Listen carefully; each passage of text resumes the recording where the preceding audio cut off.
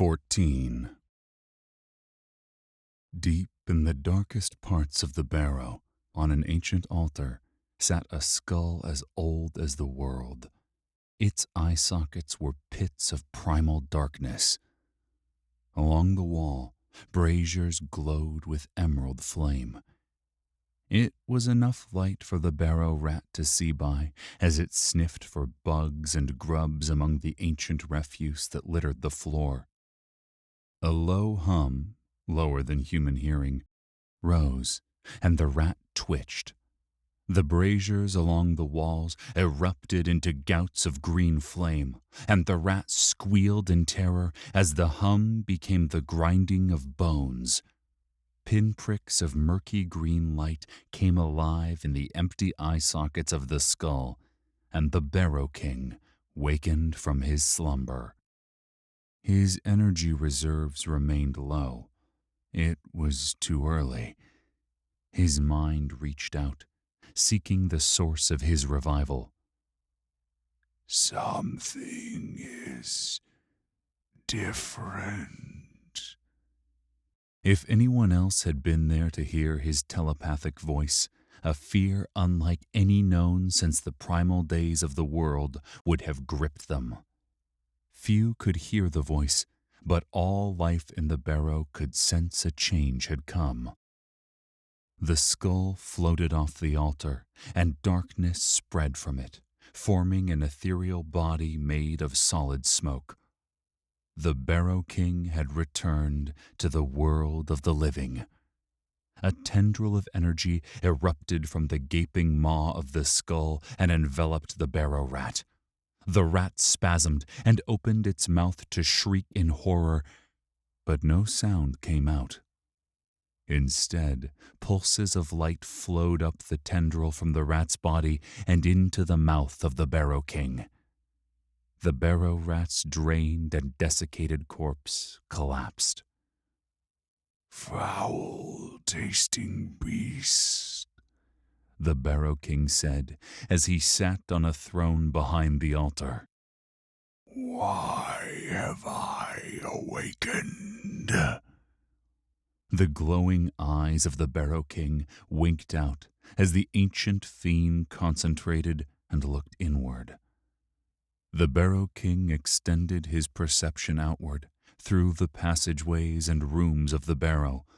The swirling form of darkness was not his true body, nor was the Barrow itself, but he influenced both. His true body, murdered by his apprentice, had long ago turned to dust. Now he was a soul trapped in this half-life of hate and the need for vengeance. The Barrow was a massive underground complex. Millennia ago, it had been a gleaming tower on the surface. There, he'd conducted a search for truth others deemed evil, as they feared the unbridled power of soul magic. The Barrow King thrived on the fear of others. He saw the Barrow, the passageways and the rooms, the traps and the false paths.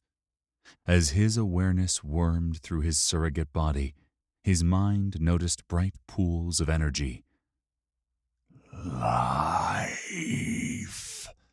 he said with greed. Tendrils of his mind flowed over the motes of light with desire. Life birthed souls, and he fed on souls. There was a time when he did not slumber, a time when his Barrow was full of life, a time when adventurers came to the Barrow in search of wealth and power. Then he had never been hungry. But these last centuries were a famine. Something had changed in the world above the Barrow. A once mighty city destroyed, the life in the Barrow reduced, his stock of souls pared down. He was hungry now. To preserve his existence, he spent most of his existence in slumber. Each time he woke, his reserves were further depleted. Yet this time, something was different. He expanded his awareness, knowing that even this small exertion of his powers cost him greatly. There were pockets of life of various shades and intensities. Foul creatures were common, filled with rancid, bitter souls. His minions, once dead creatures given false life to act as extensions of his will, still slumbered. There was far too little life. He had gorged before his last slumber, preparing for a long sleep. He'd consumed many a sentient soul that day. Over time, the Barrow would capture more souls, and he would feed again. But his barrow had not had enough time to restock. The number of souls in his barrow was insufficient. Panic surged in the Barrow King's mind. There is not enough. Then he felt it.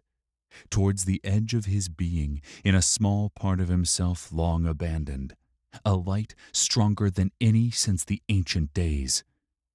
There was something familiar about this light. It was beyond sentience.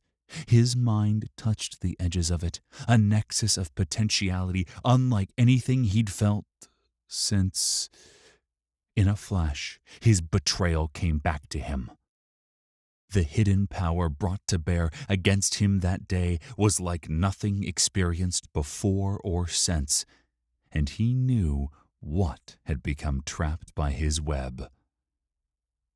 A Godhead, the Barrow King thought, in both fear and reverence, snapping his tendrils back from the light as if burned. Has the betrayer returned? Fear ripped claws through his mind, and he felt a desperate need to return to his slumber. But the Barrow King was no coward, and his hunger was great. He reached out again and sampled the edges of the light. It was potent and pure and primal. And different, the Barrow King said aloud. Renewed confidence and desire flowed through his ethereal body.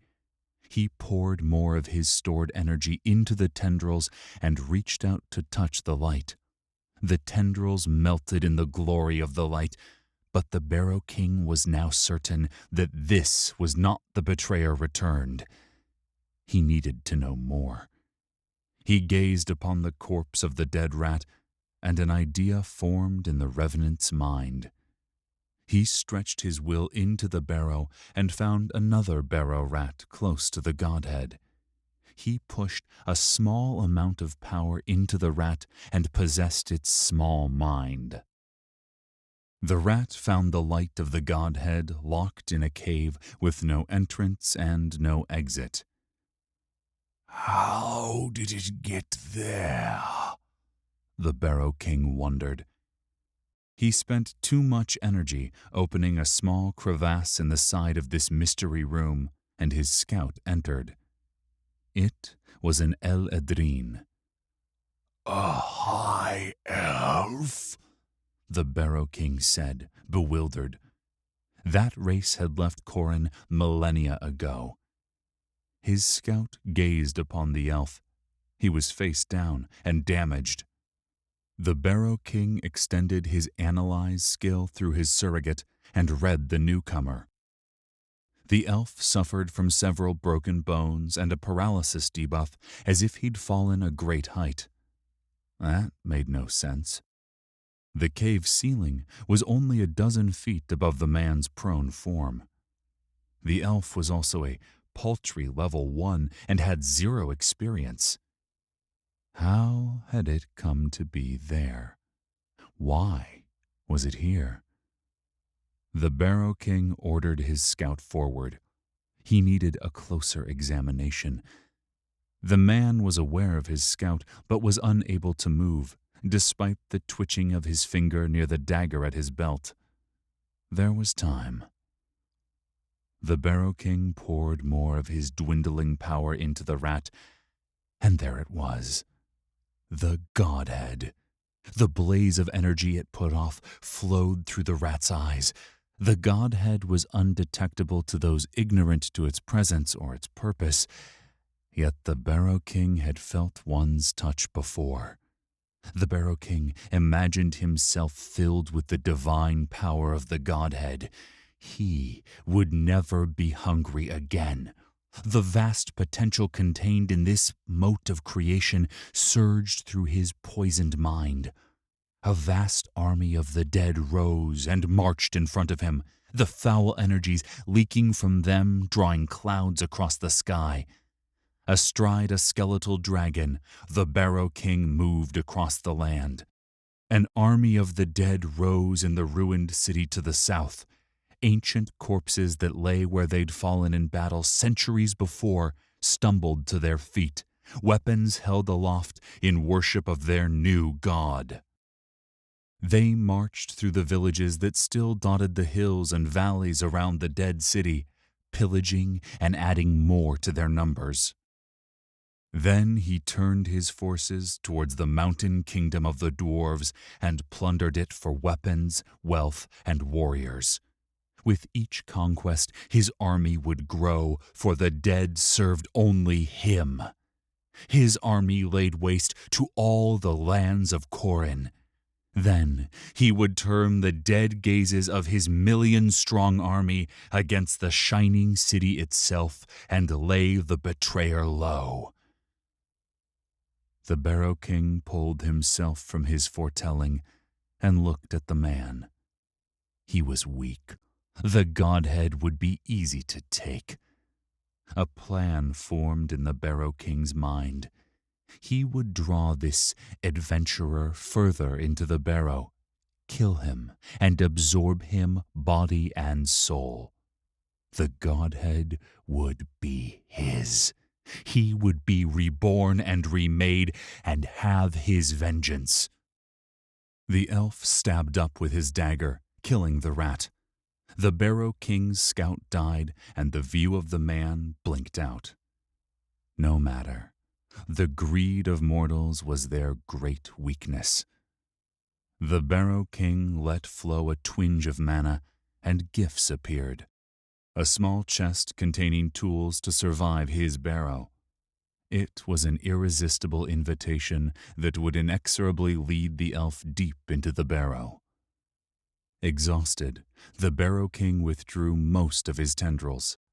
He let one slither through the passages of the barrow, seeking.